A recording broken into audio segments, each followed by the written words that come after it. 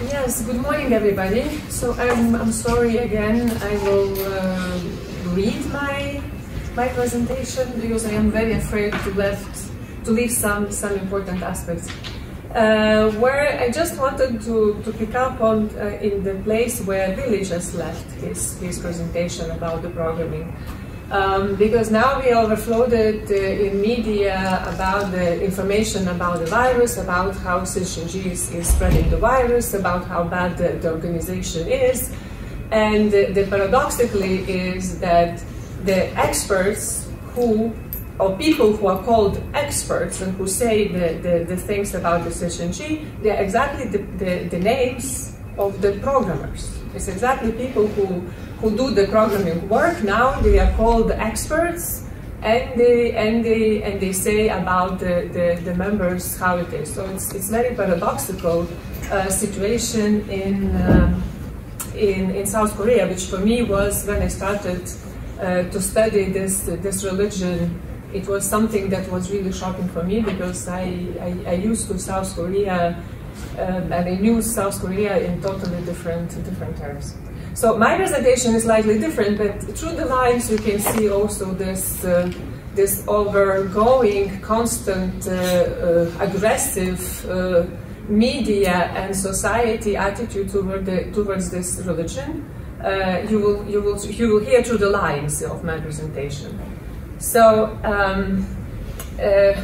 One of the big activities of because it's like despite the very bad reputation inside of South Korea, outside of this country, this religion has quite a good reputation because they do a lot of peace work, a lot of educational projects. And they even have a specific, one very special organization called Heavenly Culture, World Peace, Restoration of Light, HWPL. So, and here you see 2014, look at the massive attendance of this event. It was the event called World Peace Summit, and it was organized in Seoul. It was entirely organized by the Shincheonji. And if you look in the first row, you will see that the people who are in attendance, the honorary people, they are people of all faiths, of all countries, and of all cultures, colors.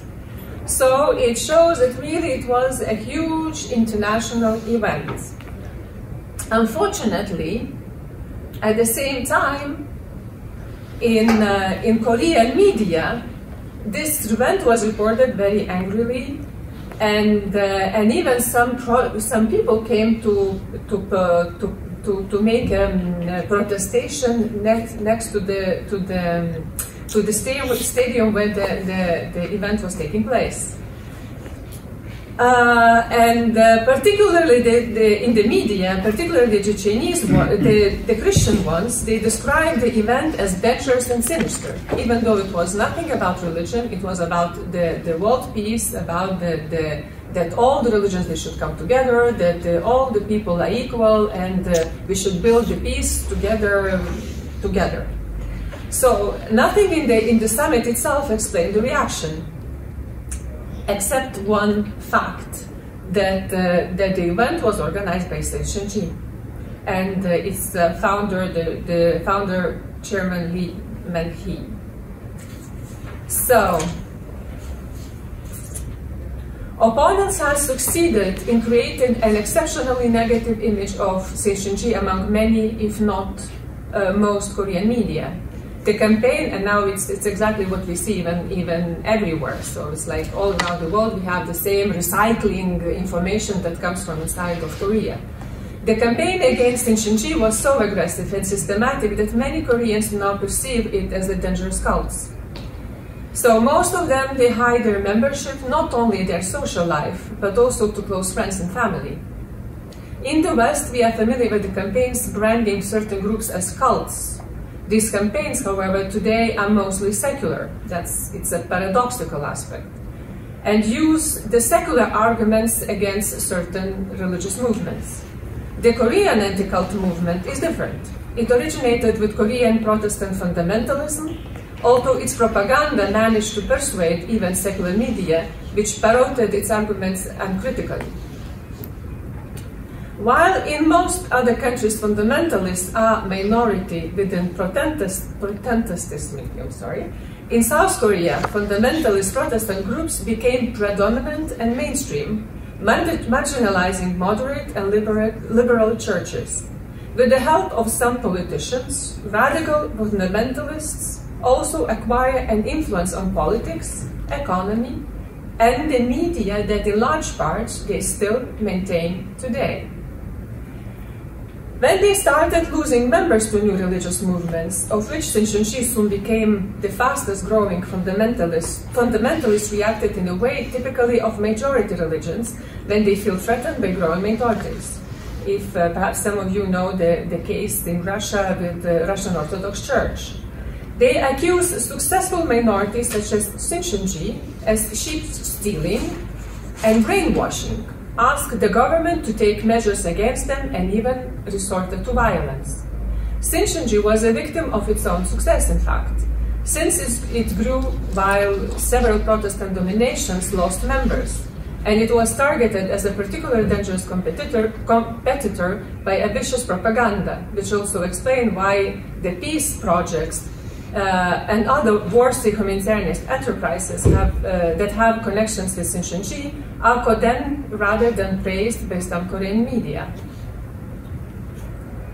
Despite the systematic and ferocious propaganda against Shincheonji, the movement was so far growing.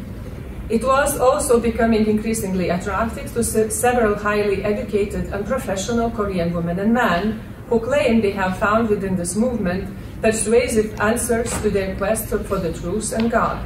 Many of them, besides their personal careers, devote their time and professional skills on a voluntary basis to promote Shincheonji religious views, but also its visionary work on peace and other matters of global interest. Its members and their exceptionally charismatic leader not only were able to increase the membership of the movement, but also promoted peace and other social activities on an impressive scale inside Korea and around the world. In fact, the major activities Chairman Lee was known for so far outside Korea, now as you know is different, is his very ambitious project to promote global peace and stop wars. For this purpose, Shincheonji has mobilized substantial manpower and financial resources, which they utilize to promote their ideas in massive campaigns in South Korea and abroad. It is said that Chairman Lee crossed the world 31 times, and from 2012 to 2018 completed dozens of peace tours, seeking to promote his ideals of peace and engaging with various world leaders, including kings, prime ministers, presidents, former presidents, religious authorities, including Roman Catholic cardinals. In 2013, Peace Project was established, this organization that is difficult to pronounce for me, HWPL. It is formally independent from Shincheonji, and most speakers and participants at his international conferences are not members of Shincheonji. Just in a few years, this organization achieved substantial results.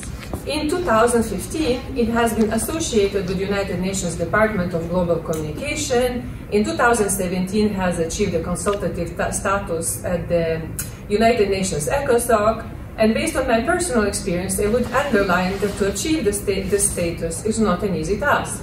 First, organizations should prove that it has obtained certain practical results on the field. And second, the member states of the NGO committee should give their approval. Many religious groups found that the religious group have the ambition to seek the status, but they fail, either because they cannot prove their practical results or because certain member states have objections against them. Most of the time, these objections are political. The achievement of this status demonstrates that despite all the bad press and several cases of persecution against its members inside Korea, Shincheonji is not perceived in a negative way by the Korean government, which would not object its status. And it also means that the United Nations recognized that the good work done by this organization was real. The main ambition of this organization and its leader is to achieve a global peace and to end all wars around the world. In that respect, on May 25th, 2013, then Chairman Lee established the HWPL, the Declaration of World Peace was proclaimed. It was followed by the Declaration of Peace and Cessation of War, a monument commemorating the proclamation of the Declaration of World Peace has been erected in Korea. Replicas of the same monument in different languages have been erected in South Africa, India, El Salvador, and the Philippines.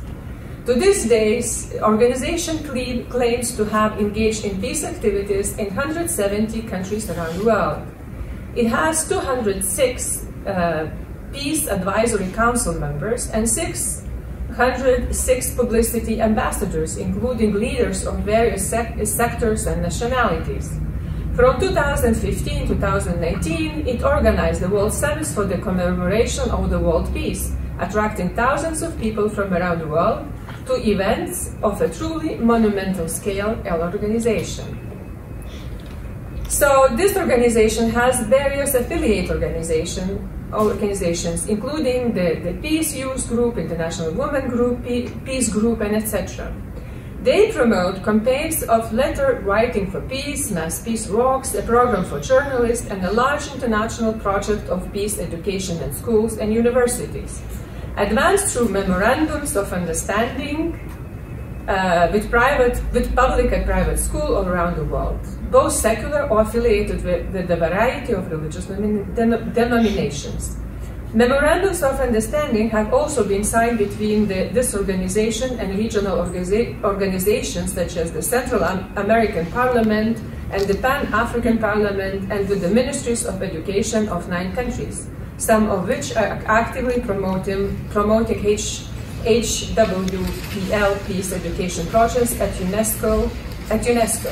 214 schools in 36 countries have hosted peace education programs. The organization promotes what it calls youth empowerment peace workshops, aimed not only at promoting peace values, but also at teaching youth in areas of crisis practical skills, as it happens in South Sudan through peace education, agricultural education. In 2014, Chairman Lee initiated the World Alliance of Religious Peace office meetings, where leaders and intellectuals of various religions try to promote a peaceful dialogue based on the idea that peace is mentioned in all the great holy scriptures and humanity. A main aim of this organization is to legislate peace, to finalize the text of a legally binding treaty that would prohibit war and build a global peace around the world. Well-known legal experts, including Supreme Court justices from various countries, have participated in the events. Will an international treaty stating solemnly that war is prohibited achieve the noble aim and great ambition of ending all wars? Chairman Lee is not the first to believe this. The world leaders who crafted the Statutes of League of Nations in 1920 and the United Nations in 1945 were animated by the same ideal. However, the League of Nations could not prevent the World War II, nor were the United Nations able to prevent the Korean War, the Vietnam War, and several other conflicts. The root causes of conflicts do not lie in the lack of well-written international treaties. The problem is not that international law allows war, and in the present international political situation, it is unlikely that a declaration or project of a new legally binding treaty, no matter how well designed and crafted, would achieve the necessary support of the states, and even if signed, will be enforced. The fact that Chairman Lee has met so many world leaders cannot change the present predicament of the international institutions. I realize that the above comments come from the somewhat cynical experience of myself, working as a diplomat for many years. But those Shincheonji members who admirably devote their lives and time to this organization and these ideas may have brighter ideas and more optimistic opinions.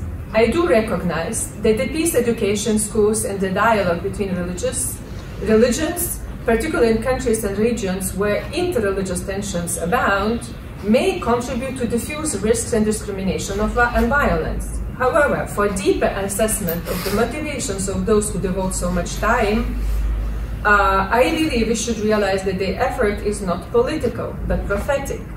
While it uses the tool of international organizations such as ECOSOC, United Nations, and is effectively and systematically organized throughout the world, it ultimately derives from spiritual motivations and places its trust in God and in the role of Chairman Lee as the Bible's promised pastor for the last days rather than in politics. Shincheonji members believe that a world of peace as God's creation is possible only when God becomes involved in it and works with people on earth ready to cooperate with God's work. Chairman Lee claims that it is part of his task as the promised pastor to carry on the work of peace that God mandated him to do. Shincheonji is a millennialist Christian movement which believes that we will soon enter a kingdom of peace that will last for 1,000 years. American sociologist Catherine Bessinger, however, distinguished between a catastrophic millennialism, which believes that God will force the millennium on humans through punishment and disaster, and the progressive millennialism, where millennium will come when a sufficient number of humans will cooperate with God, seeking peace on earth and promoting peace with sincerity. We may define Shincheonji as millennialist movement of the second progressive variety. It is also worth noting that Shincheonji is a Korean millennialist group and, as a typical of the tradition of Korean new religion, believes that Korea has a special role, allusions to which can be found in the prophecies of the Book of Revelation, when they are understood correctly, in ushering in the millennium. That Korea has a special role for promoting world peace is a theme present in the Korean culture in general. Korean President Moon himself quoted in 2018 the prophecy of a famous Korean political figure who fought for Korean independence against the Japanese, Kim Gu, that Korea would one day become the cultural powerhouse that leads world peace. HWPL is not a politicization tool for Shincheonji, as opponents sometimes claim. Those invited to the peace activities are mostly political, religious, academic, and civil society leaders with well-established ideas and worldviews. In 2018, even the rector of Vytautas Magnus University, Professor Juozas Augutis, attended one of these events and was even interviewed by Shincheonji television. These VIPs are far away as possible from the ideal type of the seeker looking for a new religion. In fact, there are no stories of conversion through this organization among the accounts of how they come to Shincheonji members are eager to share with visitors. HWPL's main task does not seem to be a public relation tool for Shincheonji either. Certainly, some events promote the image of Chairman Lee as a global humanitarian leader. However, the name Shincheonji is hardly mentioned during the events. International participants meet Chairman Lee, but many of them barely realize he's the leader of a religion. As we have seen, Shincheonji's negative image has been created by conservative and often fanatical Korean Protestants who resent it as a competitor. They have some influence on Korean media and some capacity to express their views abroad through both conservative Protestant and anti-cult networks. These networks and milieux are totally impermeable to the peace message of HWPL. They are normally nationalist, intolerant, and suspicious of globalization. A message of peace and universal love is unlikely to appease them. In fact, it doesn't.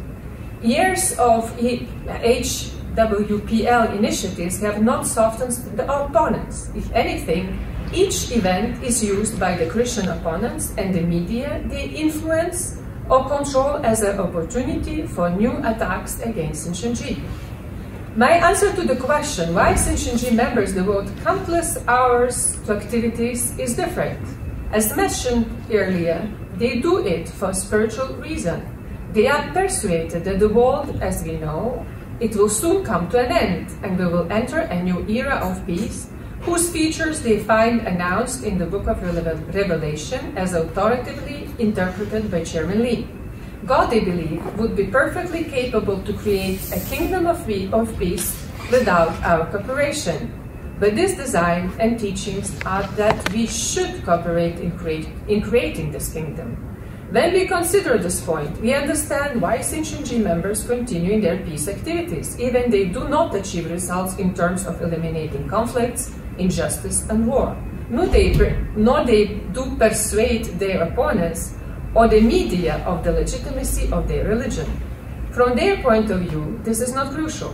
Working for peace and relieving human suffering may not be rewarded by mundane success, but is rewarded, Shincheonji members argue, by spiritual success. It is something those who do not believe are not able to see, but they may have cosmic consequences and eventually take this world from the present era to the next. From the materialistic point of view, their goal may appear as utopian and unrealistic, but the same may be said of the message of the Jesus. Seek you first the kingdom of God and his righteousness, and all these things shall be added unto you. Matthew 6:3. Thank you so much.